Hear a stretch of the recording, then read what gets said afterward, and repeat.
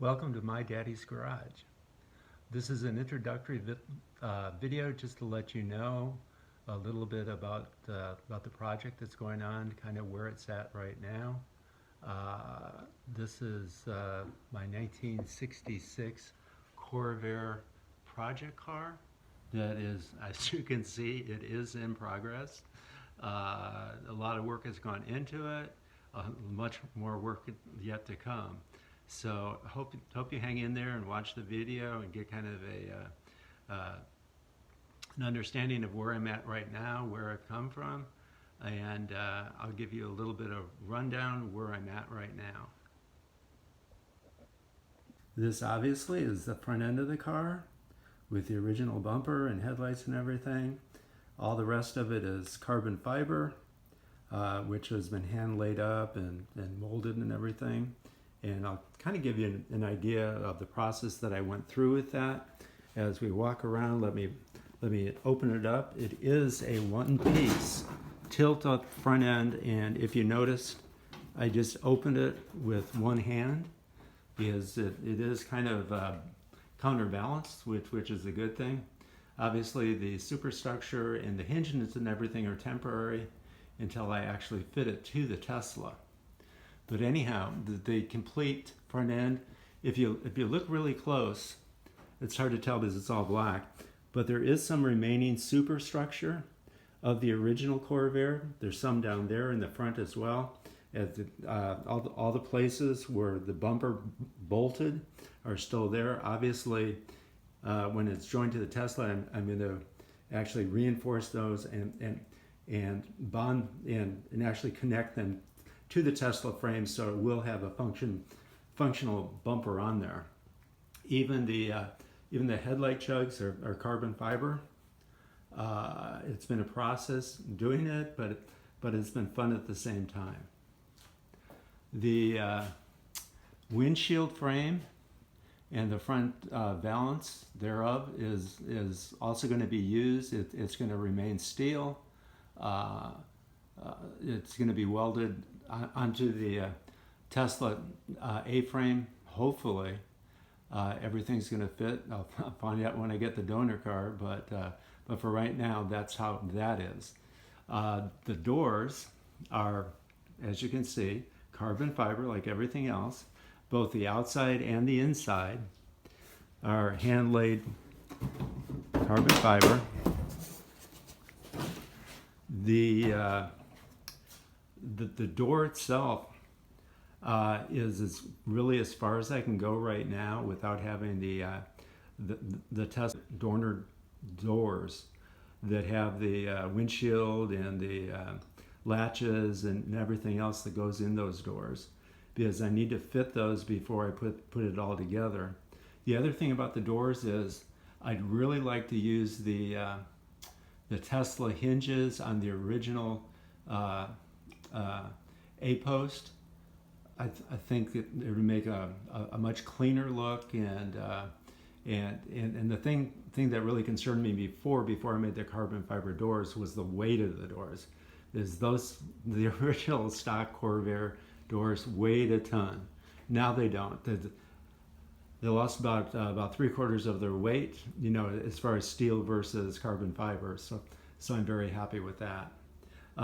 As you can see, as we're walking around, I've got all of this on there are actually two dollies, one in the front, one in the back, and they're joined together by the wood frame right there. And basically, I use that as a jig. After I cut out the inside, the floor and everything else that I didn't need, I use that as a jig to set everything back up, so that to make sure that my carbon fiber pieces are going to fit. They're not really. I'm not really worried about the gaps, just as long as the major components fit and they work properly. They open and close, and the hood opens and closes with the door intact. They don't interfere, and all that kind of stuff. So it's been doing a lot of work with levels and lasers and everything else to get everything straight and square and level and all that, but hopefully it'll be worth it in the end. This, as you can see, is the superstructure for the convertible. One of the things that I won't know until I start actually putting the body on the Tesla is what I need to reinforce, what I need to keep, what I can get rid of. All that's going to be part of the process, but all that kind of stuff is what actually makes it fun. Trying to figure out exactly how it fits, to keep it safe, to keep it structural, and all that kind of stuff. I know also that because the actual top of the Tesla had some structural significance. I don't know exactly how much, because it's kind of interesting. A lot of the stuff that has been very helpful is watching other channels. And my hat's off to B is for Build, because they had a video where he got a Tesla Performance, stripped it all down. All the body was it was bare bones, and he basically brought it all the way down to the skateboard, where there really wasn't any structure other than the lower end, and he actually drove it around, and actually went to find out how fast it would actually go if it was actually faster. So he drove it around without any additional structural support in lieu of the roof. That's something I got to figure out if I can actually do that safely or not. I've got some friends that are structural engineers. Have to ask them, and all that. But that's a question mark. But anyhow, that's one of the concerns. But it's also one of the things that makes it fun, figuring out all that stuff to make it work and to make it safe. This, as you can see, is the rear quarter, which I do have obviously all shaped and all that. I'll be actually laying up this one and hopefully the other one next week. As you can see, the back wheel well has been flared out because of the wider track of the Tesla. The process I use for that is a little bit different, because I am a general contractor. Instead of the normal kind of thing, what I used was expanded metal lath.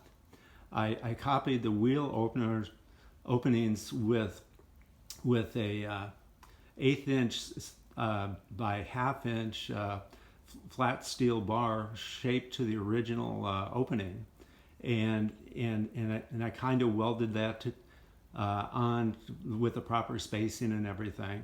And then the actual shaping and everything, I used a expanded metal stucco lath, shaped it the way that I wanted it, a little bit undersized, and then I just coated that with fast set drywall mud, which sands a lot easier, shapes a lot easier than Bondo or whatever. So in the long run, it saved me a lot of time. Moving along to the back of the car, the rear cove area is going to stay in steel, simply for strength and the mounting of the bumper and everything. The balance underneath is going to be carbon fiber as well.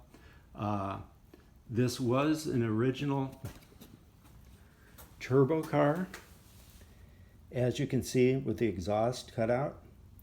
But for all those Corvair fans out there, it's not sacrilege. This car was so far bad with rust, and it had a nice paint job on it, but whoever restored it actually covered all the rust with sheet metal that was pop riveted on and just layered over with Bondo. And there's actually kind of a funny story, a backstory with this car, which brings up another point. my main focus of this channel is going to be the build, but there are a lot of backstories that I'll be going into about the journey of this build, that I am a Christian, and I walk with the Lord, and I'll say this quite boldly, that the Lord hijacked my build. This is not at all the original build that I had in my mind, but through a whole bunch of circumstances, it completely changed, and I'm very glad that he did. So the other point that I'm going to make is that for you guys that are worried, oh no, this guy's going to push Christianity on me, and I'm not. But I am going to talk about the Lord, and there's going to be separate videos that talk about the backstory, like the backstory of the Lord's hijacking this build. So stay tuned for those, and for you guys that don't want to know about the Lord, just don't watch those. Anyhow, it's all part of my journey with the Lord, and actually I'm very glad that he did hijack it.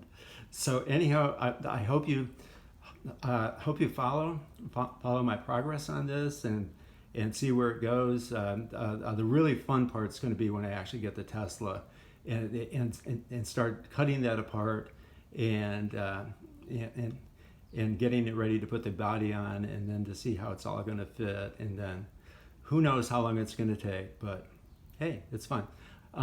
Can't take that long because I'm 75 right now, or almost 75, so I really want to kind of get this on the road so I can enjoy it.